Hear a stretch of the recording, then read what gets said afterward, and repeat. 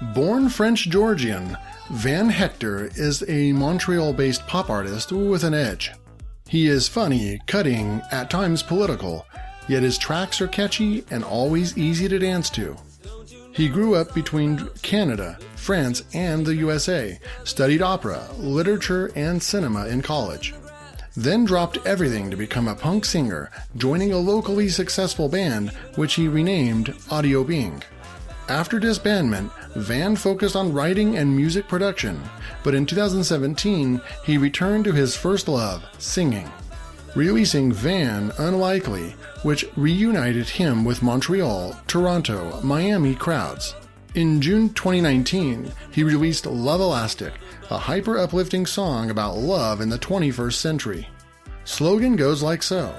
Because true love isn't possessive, it is flexible, it morphs through time and doesn't break. It is elastic. The music video did very well on YouTube and got the track radio airplay in the UK. This got the attention of NYC record label Lafayette Street Records president Iggy Kazil, who signed Van to a 7-track EP, which was released on July 15, 2020. Already 2 singles are being played on NYC, Miami, Detroit, and Latin America radio stations, and MTV will feature Love Elastic in August-September. When asked about the core of his art, Van's response is, "My music is about self-mockery. I believe in the power of humor and dance. I glamorize everything, especially my darkest sides, to make them look even more ridiculous. I tell you about my silliness, expose myself for the fool that I am in each song. Hopefully you will relate and laugh. That'd be my greatest ambition, to help someone, somewhere, take themselves a little less seriously. If I do that, just a few times in my life, I'll die a happy man."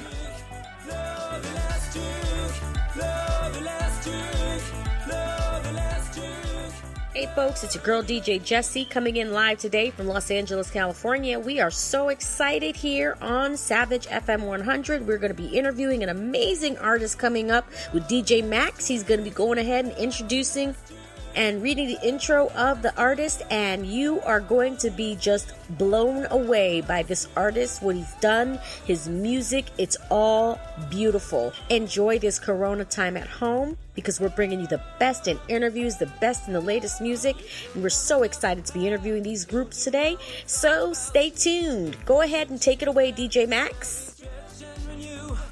Like splendor in the grass was our story, and we knew we'd shift and recast, keeping our oath to... Hello. Hi. How are you? I'm not too bad. How are you?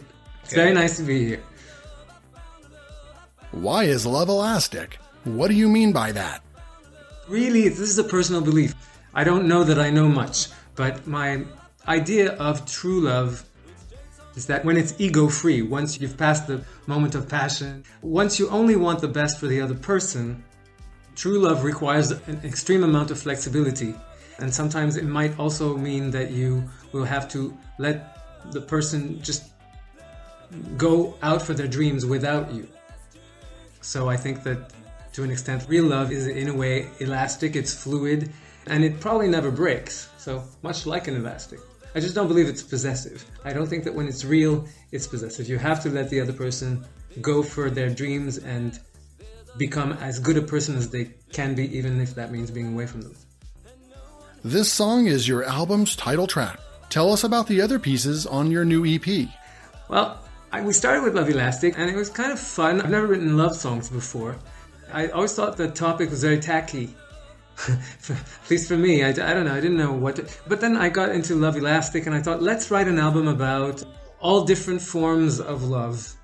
And each song has to do with a different form of love. So it's if you've got lust, you've got passion, you've got romanticism, you've got unconditional love, which is what Love Elastic is about. You've got brotherhood also, you've got friendship, which is a really important form of love in one's life. And it ends with a song about the environment, which is really something to do with the love of our planet, or lack of, but it's still love related. There you go. That video first did well in the UK. What do you think of the Brits? They obviously have fabulous, fabulous taste. They're always the first ones to like me, so I have to be nice. And no, but I do think that they're keen on taking on new things. I think that that's what I like most about them. What's the idea behind the clip? And how was the filming? Because I don't like to take myself seriously, we thought we would do something like a male mermaid frolicking in it, because it's usually women who do that, right? It's just rolling around and being all, and I thought, wouldn't it be silly if I did it? And so that's what we did, and we were very amused by that. I like making myself a little bit ridiculous. So we just decided to have a few beach days of my rolling around in the sand, singing Love Elastic. And I don't know, the filming was fun. It was magical in a way because I love that strip of beach. It means a lot to me. But then it was January in Florida, therefore it was really cold. And we were swearing between takes a lot. I was being treated like an all-you-can-eat buffet by, I suppose you would say, sand bugs, I guess. So I was itchy. I was covering myself in calamine lotion when we got home.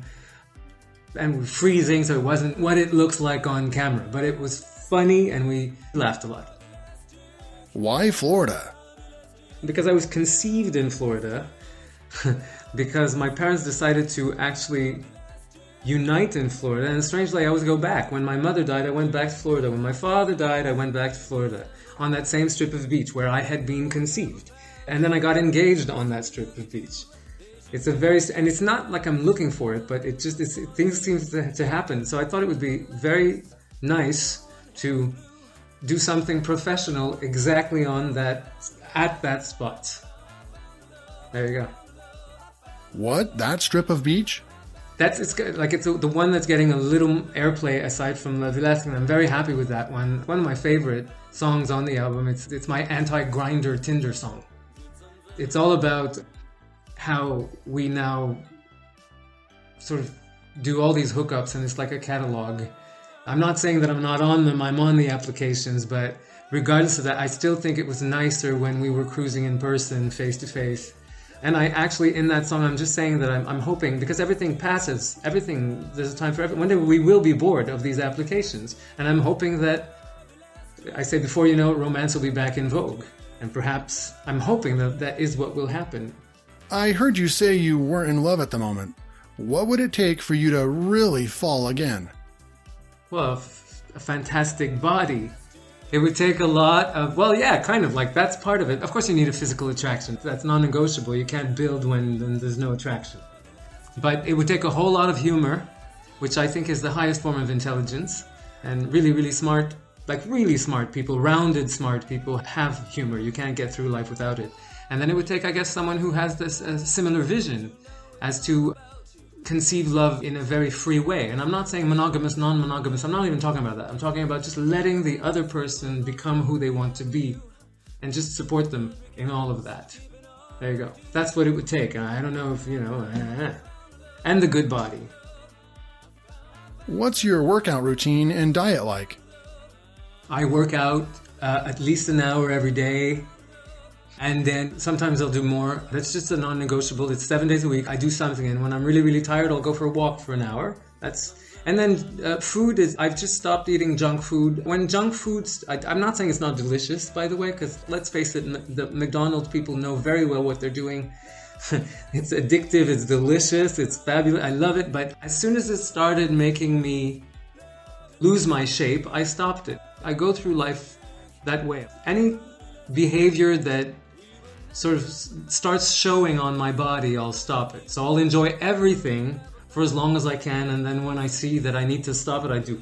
That's all. And right now I'm just not eating any junk, eating never under what I want, just high quality food, and that's it. Who dresses you? I love to dress at Top Man because it's very good, it's British.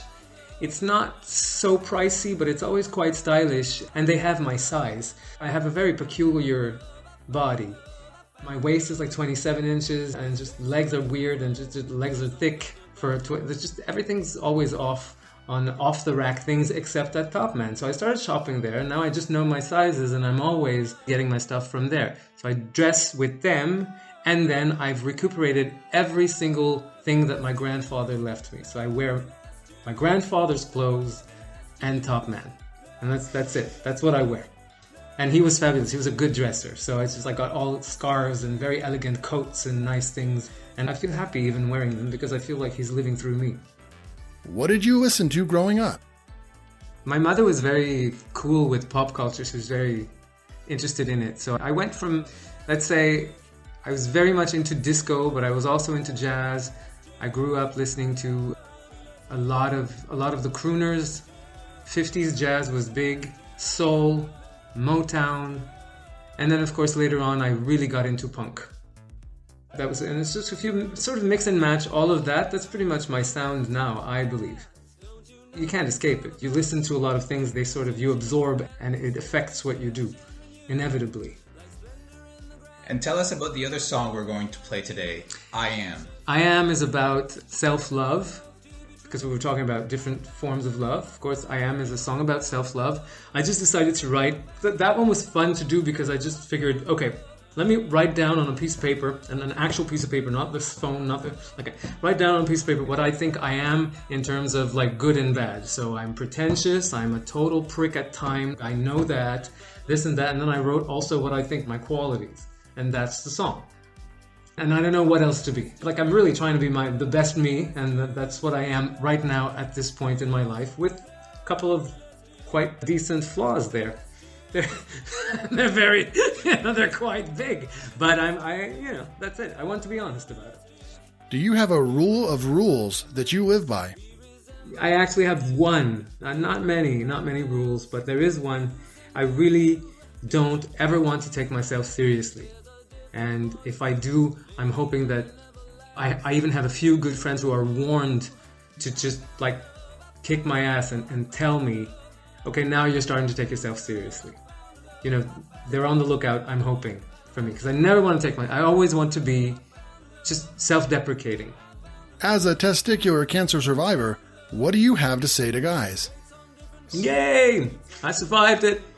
Okay, I think that guys are less careful. I think that women are a lot better than we are because they've been told for a longer amount of time. And I think that they're very good with the self-test to all the guys any age, because I wasn't even in the target age group when my cancer was discovered. So just keep checking yourself, and if you do find a lump or a pain or anything you suspect is bizarre, see someone. And if that one first doctor tells you, oh no, you're cool, you're good, and you still have doubts, see another one and another one. That's how I got saved. I was told a couple of times that it was all in my head, and so I just kept going until they actually found something and saved me. And guys are less careful about their health, I think. I think women take much better care of themselves, and that's really something that we need to copy from them. Has cancer changed you? Oh yeah, I think so. It's just made me live more. I don't know that it changed the core of me, but I know that I have no time for the word that starts with B anymore that I can't really say on the radio. But I don't spend time on many, many things now. And I think that since cancer, I've done more I've followed my heart and my dreams much more intensely. It's a wake-up call. It's very much like, oh, wow, okay, life ends. Well, then all you have is today, and let's just make the most of every day. And I try to do it. Last, what has been your favorite time on stage performing Love Elastic? That's very easy, and I don't know that it would resonate with all the audiences. What I'm about to say may be a bit strange, but I was invited to perform at the Stonewall Inn during World Pride last year. The Stonewall Inn, for those who don't know, is the place where the gay revolution started in 1969. It's the bar where the first person threw back a bottle at a cop and said, "You're not going to arrest me for doing nothing wrong." There's an aura about that place, and of course it's a landmark. It's a great place. All the big stars have been there. And I get invited on the 50th. And I'm singing Love Elastic, a song that no one knows. It's just like, so I'm like this guy coming in a suit. I'm with like the drag queens and this and that. And I'm just walking in and I'm like, oh, and I'm singing Love Elastic tonight. Okay, let's rehearse. But it was magical. You can feel the revolution in that place. It's still palpable what happened there. And then, of course, the idea of like, I was like, wow, I'm walking on, everyone was here. Like my idols, Bowie was there, all the ones, Prince was on, that, just so many people were there. And here I was singing a song that no one knew. And it was good because it took about 2 minutes. I don't know, something happened. Everyone was screaming Love Elastic with me. This is a symbiosis. And that doesn't happen all the time. So, and I know that I'm taking that one to the grave. I know because it really means something. When it's also a social thing, when it's, it's not just about me singing. When there's a real cause behind it, it means a lot. There you go. Thank you.